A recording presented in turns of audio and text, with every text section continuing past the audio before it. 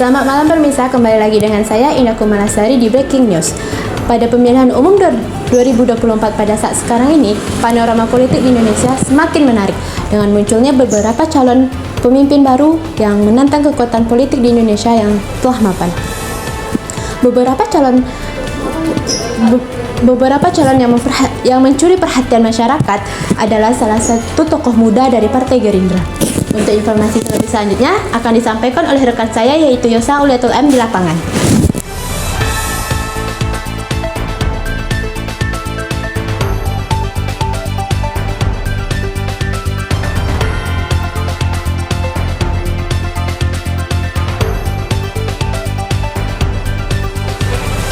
Selamat malam, bertemu lagi bersama saya Yosa Uliatul M dan rekan saya Nafisa Trisnawinda.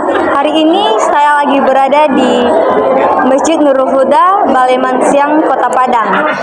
Saat ini saya sedang bersama dengan Bapak Manufer Putra Firdaus. Selamat malam ya, Bapak. Malam. Bapak, kami mau mengajukan beberapa pertanyaan kepada Bapak. Mohon izin ya Pak. Pertanyaannya Pak, apa saja kegiatan partai pemilu selama berlangsungnya pemilu ini Pak? Partai politik maksudnya ya? Iya Pak. Ya namanya, baiklah, terima kasih. Mungkin kita jawab dengan sederhana saja ya. Selama kegiatan partai politik selama pemilu ya, kita dari partai politik yang kami kebetulan dari Partai Gerindra ya, banyak hal yang kami persiapkan di saat pemilu. Yang bagaimana kebetulan waktu itu kontestasi pemilu hari ini ketua umum kami salah satu menjadi kontestan calon presiden Republik Indonesia Bapak Haji Prabowo Subianto. Di persiapan dari seluruh kader itu sangat luar biasa. Instruksi dari pusat sampai ke daerah, provinsi sampai ke kota kabupaten itu sangat luar biasa. Kami diperintahkan yang pertama tujuan dari Partai Gerindra bagaimana kita bisa memenangkan Bapak Haji Prabowo Subianto untuk menjadi presiden Republik Indonesia tahun 2024 sampai tahun 2029. Itu yang pertama. Yang kedua juga kita selaku caleg yang dari Partai Gerindra mempersiapkan diri bagaimana kita turun ke masyarakat, sosialisasi pada masyarakat, mempromosikan diri kita dan juga sekaligus mempromosikan partai kita, sekaligus juga yang terutama itu mempromosikan Pak Haji Prabowo Subianto untuk turun ke lapangan. Itu mungkin. Ya. Lanjut pertanyaan kedua ya Bapak. Apa fungsi posko partai politik itu dibentuk Pak? Tujuannya apa Pak? Posko? Iya, posko partai politik. Kan di setiap partai itu pasti ada poskonya. Kantor ya gitu. Iya, kantornya Pak. Ya, karena itu dari kebijakan dari partai bahwasanya setiap pimpinan itu kalau di Padang itu DPC namanya, Dewan Pimpinan Cabang itu wajib mempunyai kantor, dan juga DPD Dewan Pimpinan Daerah itu provinsi juga wajib punya kantor karena seluruh administrasi bicara tentang data-data saksi C1 dan seluruhnya itu kita menjadikan posko itu menjadi tempat barang-barang atau bisa jadi bisa dikatakan buat seluruh data yang kita peroleh itu bisa kita kumpulkan di posko pemenangan atau di posko partai atau di kantor partai, itu bisa kita data dengan sebaiknya. Dan kebetulan di kantor partai juga ada beberapa anggota yang mengurus dalam bidang administrasi untuk mempersiapkan data yang akan kita bawa ke kantor KPU nantinya ya. Untuk posko partainya sendiri terletak di mana ya Pak? Kalau di Yang Gerindra DPD Provinsi Barat itu di Pantai Padang, di dekat Taman Budaya, Lanjut ya Pak. Bagaimana peran kader partai untuk meningkatkan kualitas partainya Pak? Ya, kita dalam pengkaderan Partai Gerindra itu kita dari pimpinan partai itu menyaring setiap kader yang akan ikut atau menjadi salah satu kontestan pemilu, baik itu caleg DPRD Kota Kabupaten maupun caleg DPRD Provinsi maupun caleg DPRD. Jadi ada satu survei dari partai bahwasanya memang layak atau tidak layakkah mereka untuk berkontestasi dalam pemilu tahun 2024 ini. Tugas kita sebagai kader dan juga salah satu sebagai kontestan itu bagaimana kita turun terhadap masyarakat, bukan sekedar baliho, bukan sekedar atribut-atribut lainnya, tapi kita harus bertatap muka terhadap masyarakat dan menangkan aspirasi masyarakat, dan insya Allah bersama-sama kita bisa mencarikan solusi untuk masyarakat. Dengan kita membawa dengan Partai Gerindra, otomatis orang melihat kapal istilahnya ya, atau kendaraan dari seorang caleg, kendaraan partai mana yang mereka tempati pada hari ini, pasti itu menjadi bahan pertimbangan juga di mata masyarakat bagaimana kader-kader Gerindra bisa bekerja di tengah masyarakat. Nah Pak, untuk itu bagaimana tanggapan partai politik jika ada tuduhan curang dalam pemilihan umum ini Pak? Ya kalau dalam politik itu hal yang biasa ya. Ya kalau orang menang pasti itu curang ya. Nah, itu hal yang biasa. Jadi kami menyikapi selaku kami pelaku politik dan kami terlibat di partai politik itu hal yang biasa.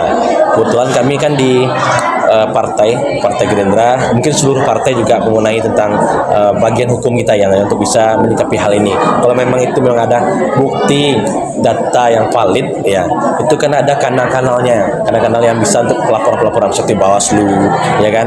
Bawaslu bisa untuk melapor ada kecurangan pemilu. Kami siap kalau memang itu ada data yang diadukan, kami siap untuk bisa untuk mengklarifikasi. Insya Allah kami dari Partai Gerindra, seluruh stakeholder kami dari bagian hukum kami pun siap untuk menghadapi ini. Ya. Biasanya nih Pak, berapa orang saksi yang disediakan tiap partai politik dalam TPS itu Pak? Ya kalau kemarin Partai Gerindra, kalau di khusus Kota Padang ya, seluruh TPS kita pakai. Ya kalau kami kebetulan, kalau saya secara pribadi, saya Dakpil Kecamatan Kota Tengah, yaitu TPS kita ada 570. 70 saksi. 570. Oh, 570 TPS, saksi. ya, yang di Kota Tengah ya. Oh iya Pak. Ya, di Kota Tengah saja. Itu kita seluruhnya pakai saksi. Kalau untuk sebelah kecamatan, kalau tidak salah saya sekitar 2000 lebih lah. Itu kita semua pakai saksi. Satu TPS itu kita malahan pakai 2 saksi. Saksi partai satu dan saksi presiden satu. Jadi satu TPS itu ada 2 saksi Ada 2 ya saksi Pak? kita ya. 2 orang lah, 2 orang. 2 orang. Ya. Lanjut ya Pak. Apakah ada penggunaan media sosial dan teknologi dalam menyuarakan kampanye Pak? Bagi saya untuk tahun 2024 ini pengaruh sosial media itu sangat luar biasa ya. Ya, apalagi dengan generasi milenial dan Gen Z ya orang ya. Iya, Ya. Gen Z. Itu dari beberapa sosial media seperti Instagram, Facebook, ya kan, WhatsApp mungkin kan. Itu juga menjadi salah satu menjadi fasilitas pendukung bagi kami selaku kontestan politik pada tahun 2024 hari ini. Ya, itu sangat berpengaruh karena seluruh postingan hampir semua orang mungkin nggak ada yang pakai handphone Nokia lagi kan. Oh iya nggak Semuanya pakai gadget semuanya, yang Android, iPhone semuanya kan. Dan umumnya anak muda semuanya pasti hampir semuanya mempunyai Instagram, punya Facebook. Jadi seluruh kegiatan itu dan berita-berita pun sekarang kan media cetak kan nggak terlalu laku kali. Orang lebih ke media elektronik kan. Jadi semua kegiatan kami baik itu Partai Gerindra, kader-kadernya selalu kami share baik itu di Facebook, baik itu di Instagram, baik itu di grup WhatsApp yang ada di WA kami.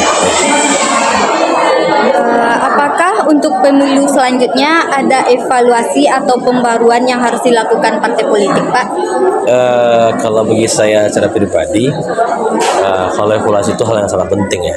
Karena setiap periode peta-peta daerah pun peta-peta politik pun pasti berbeda-beda, ya kan. Dan harapan kami tentunya selaku kader Partai Gerindra kalau bisa bicara kepada pimpinan kami pengen mencari kader yang memang ingin bertarung dalam kontestasi politik itu orang-orang yang punya mental, yang punya jiwa bertarung ya.